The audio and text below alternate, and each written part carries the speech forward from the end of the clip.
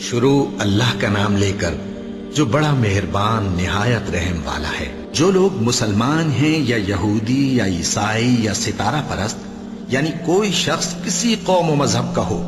جو اللہ اور روز قیامت پر ایمان لائے گا اور عمل نیک کرے گا تو ایسے لوگوں کو ان کے اعمال کا صلہ اللہ کے ہاں ملے گا، اور قیامت کے دن ان کو نہ کسی طرح کا خوف ہوگا اور نہ وہ غمناک ہوں گے۔ اور جب ہم نے تم سے عہد کر لیا اور کوہ طور کو تم پر اٹھا کھڑا کیا اور حکم دیا کہ جو کتاب ہم نے تم کو دی ہے اس کو زور سے پکڑے رہو اور جو اس میں لکھا ہے اسے یاد رکھو تاکہ عذاب سے محفوظ رہو، پھر تم اس کے بعد عہد سے پھر گئے، سو اگر تم پر اللہ کا فضل اور اس کی مہربانی نہ ہوتی تو تم خسارے میں پڑ گئے ہوتے۔ اور تم ان لوگوں کو خوب جانتے ہو جو تم میں سے ہفتے کے دن مچھلی کا شکار کرنے میں حد سے تجاوز کر گئے تھے، تو ہم نے ان سے کہا کہ ذلیل و خوار بندر ہو جاؤ،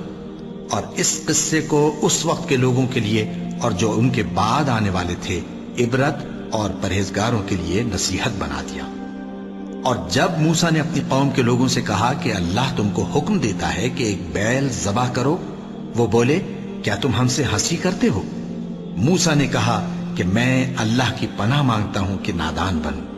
انہوں نے کہا کہ اپنے پروردگار سے التجا کیجئے کہ وہ ہمیں یہ بتائے کہ وہ بیل کس طرح کا ہو۔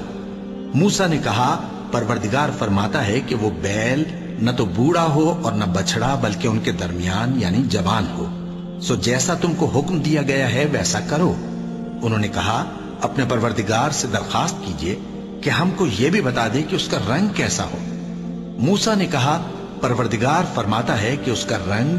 گہرا زرد ہو کہ دیکھنے والوں کے دل کو خوش کر دیتا ہو۔ انہوں نے کہا اب کے پروردگار سے پھر درخواست کیجئے کہ ہم کو بتا دے